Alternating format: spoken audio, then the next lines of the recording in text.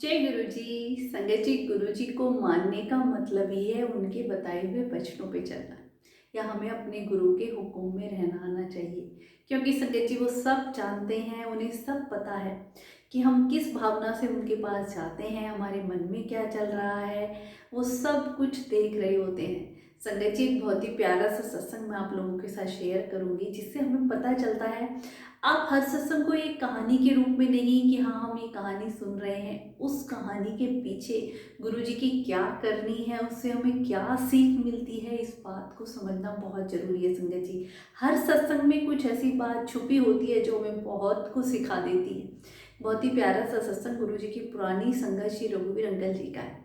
Uncle जी बताते हैं कि एक बार वो जब जालंधर मंदिर में थे, तो गुरुजी उन्हें वहाँ बैठा के किसी संगत के घर कहीं चले गए और बोले कि मैं अभी 3-4 घंटे में आ जाऊंगा, इतने तुम कहीं मत जाना, यहीं रहना। तो संगत जी, वहीं पे किसी पड़ोस वाले के पास, उस वक्त बात बहुत पुरानी है तो फ़ोन नहीं हुआ करते थे, तो अंकल के पास उनके बेटे की कॉल आती है कि पापा, मम्मी ना बोलना बंद कर दिया है और हम डॉक्टर के पास लेके आए हैं, वो कुछ बोल नहीं रही है। अब अंकल हैरान कि ऐसे कैसे बोलना बंद कर दिया है। कह रहे हैं नहीं पता है, आप जरूर आ जाइए क्योंकि मम्मी की हालत बिल्कुल भी ठीक नहीं है।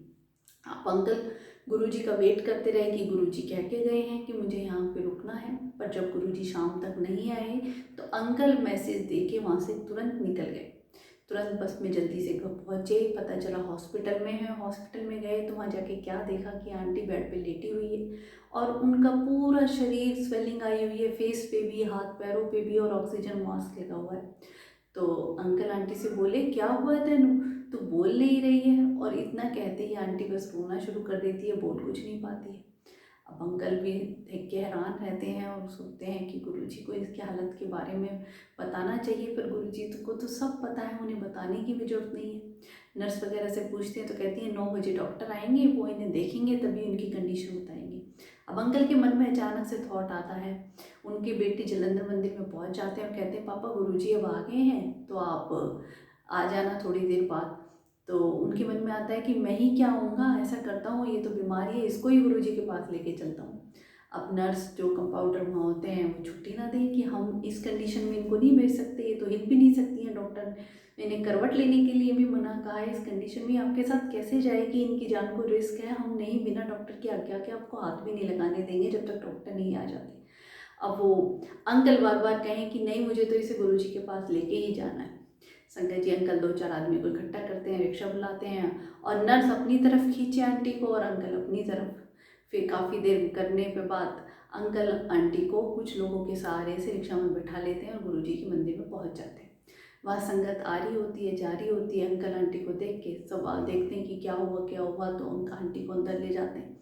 आंटी को गुरुजी बोलते हैं कि दीवार के सहारे इन्हें बिठा दो मेरे सामने। अब गुरुजी संगत का भी कल्याण कर रहे हैं, सबका सब पूछ रहे हैं और बार बार आंटी की तरफ भी उनका नज़र डाल देते हैं। संगत जी, कुछ देर बाद गुरुजी कहते हैं कि आंटी को सीधे बरामदे में मेरी नज़रों की सीध में ही बिठा दो।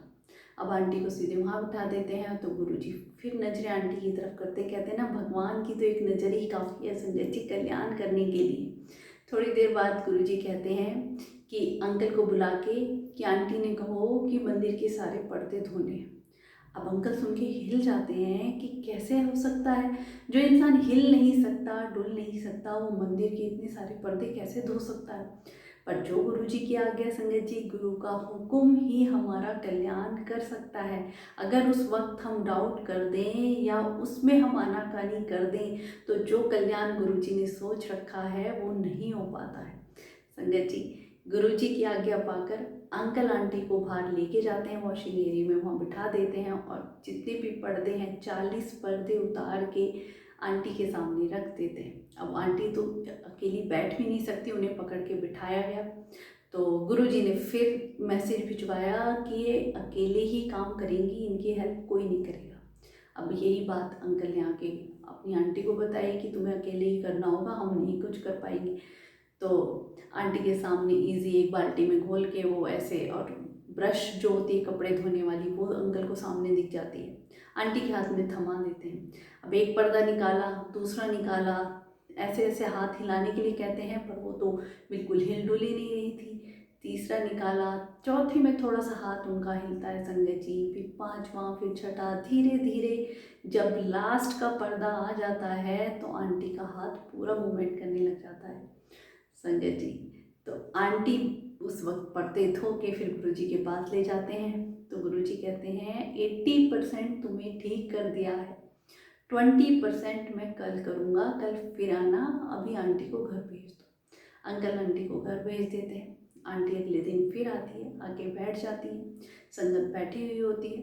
तो गुरुजी थोड़ी देर बाद अपना जल प्रसाद पीते हैं और आधा आंटी को पीने के लिए दे देते हैं और फिर कहते हैं आंटी बैठी क्यों है, मेनू कल तूने चाय नहीं पिलाई, चल चाय बना। और आंटी फिर अपनी सेवा में लग जाती है संगत जी। आंटी रोज वही सेवा करा करती गुरुजी की चाय प्रसाद, लंगर प्रसाद या गुरुजी के कपड़े धोना, सब कुछ आंटी सेवा में करा करती है और अगले दिन से वही सब करने लग जाती है। गुरुजी महाराज ने उन्हें फिर सेवा में लगा। तो देखा संगत जी, फिर पता चलता है गुरुजी कहते हैं कि 37 साल में ही, और 37वां साल ही चल रहा है, तेरी मौत हो जानी थी, इतनी ही तेरा जीवन लिखा था, पर मैंने तेरा जीवन बढ़ा दिया है, तेरी आयु बढ़ा दी है। और संगत जी, आंटी 68 या कुछ इस एज में जाके आंटी गुरुजी की शरण में गई। गुरुजी ने आंटी की उम्र बढ़ा दी। फिर आंटी खुद भी बताती हैं कि वो ऋषिकेश से हैं और वहाँ पे जब शादी से पहले उनकी कुंडली दिखाई जा रही थी तो काफ़ी सारे वहाँ जान पहचान के पंडित थे, तो वो यही कहते थे कि तुम्हारी उम्र केवल 37 साल है, 37 साल से ज़्यादा नहीं है। तो गुरुजी महाराज कैसे आंटी की पर्दे धुलवा के उम्र बढ़ा देते हैं। तो संगत जी, गुरुजी महाराज की करनी हम समझ सकते हैं? बिल्कुल भी नहीं संगत जी। अब ये चीज़ें कहने को तो बहाना है, उन्हें चाहे तो ब्लेस एक सेकंड में कर सकते थे, पर कैसे कल्याण करना है, कैसे अपनी लीलाएं रचनी है, वो लीलाएं गुरुजी इसीलिए रच के गए क्योंकि जब हम सब उनको सुने तो हमें पता चले कि भगवान के कल्याण करने के तरीके कितने अनोखे हैं और वो सब जानते हैं, उन्हें सब पता है। संगत जी, कितनी ऐसी संगत आती जिनके जीवन की एक एक बारीकी चीज जो उन्हें खुद नहीं पता, गुरुजी उससे पहले ही बता दिया करते। मंदिर में बैठे गुरुजी कई बार मौज में होते तो तभी कह दिया करते कि वो फलाना व्यक्ति ये कपड़े पहन के इतने मिनट पे मंदिर में एंट्री करेगा, और सेम वैसा ही होता था। जब एक आंटी कहीं से ट्रांसफ़र होकर गुरुजी के दरबार में आई तो उनके पर्स में एक स्लिप रखी हुई थी। जब हम कहीं भी ट्रांसफ़र अपना सामान करते हैं तो आप देखते होंगे लगेज का एक एक बॉक्स बना लेते हैं, उसमें सारी लिस्ट लगा देते हैं ताकि जब हम कहीं नई जगह जाएं तो एक एक बॉक्स खोल के देखें कौन सी चीज़ कहाँ रखी है तो इजीली हमें मिल जाए। तो गुरुजी कहते हैं अपने पर्स विच वो पर्चा निकाल और इस डब्बे में ये रखा हुआ है, इस डब्बे में ये रखा हुआ है। गुरुजी ने एक चीज़ उन्हें बता दी, तो उन्हें सब पता है, वो सब देख रहे हैं। जिस दिन ये बात हमारी समझ में आ जाएगी ना कि हमारे गुरुजी महाराज हमारे बारे में सब जानते हैं, हमारा किसी के बारे में क्या सोचना है या किस भावना से हम उनके पास आए हैं, उन्हें सब पता होता है। जब एक आंटी गुरुजी के दरबार में आई और एक अंकल के साथ आई, आके बैठ गई। अब गुरुजी सारी संगत में से सबसे पहले उन्हीं पे नजर गई, तो उनको बोलते हैं कि तो अपने घर वाले के साथ आई है। आंटी बोली हाँ जी गुरुजी, अपने घर वाले के साथ आई है। 3 बार गुरुजी ने पूछा तो उसने यही जवाब दिया। गुरुजी थोड़े गुस्से में आकर बोले कि घर वाले को तो ज्योतियों से पीट दिया है, बाहर निकाल दिया है, और जेठ के साथ यहाँ आई है। संगत जी, इतना सुनते ही वो आदमी जो जेठ उनके साथ आए थे वो तो तुरंत भाग जाते हैं कि कहीं मेरी ही पिटाई यहाँ ना हो जाए। तो गुरुजी कहते हैं इत्थे ना लाके ये झूठ नहीं चलेगा, ये सच का दरबार है। तो आंटी को भी कहते हैं सेवादार से कि इन्हें बाहर भेज दो, बाहर निकाल दो, पर आंटी नहीं मानती हैं, एक ही जगह बैठ जाती हैं। अब सेवादार उन्हें बार बार जाने के लिए कहते हैं, कहती है मैं नहीं जाऊंगी, गुरुजी को मेरा कल्याण करना ही होगा। बड़ी मुश्किल से उन्हें थोड़ा पकड़ पकड़ के बाहर लेके जाते हैं और सेवादार अंकल को भी गुरुजी अंदर ना आने दें कि जब तक उसे बिल्कुल बाहर नहीं छोड़ के आएगा तब तक अंदर मत आना। अब वो आंटी रोने लग जाती है, काफ़ी देर तक रोती रहती है।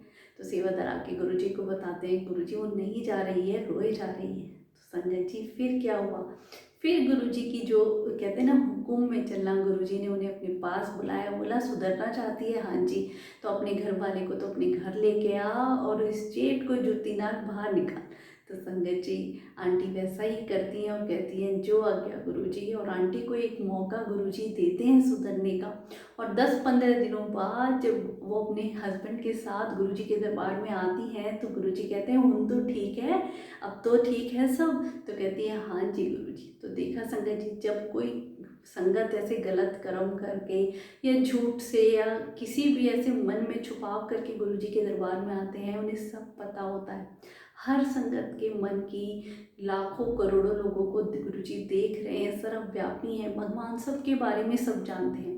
पर जिस दिन हमारे मन में ये आ जाए कि हमारे भगवान हमें देख रहे हैं, तो ना ही हमें कुछ बुरा कर्म करना है, ना ही किसी के बारे में कुछ गलत सोचना है, तभी हम गुरुजी की भक्ति पा सकते हैं संगत जी।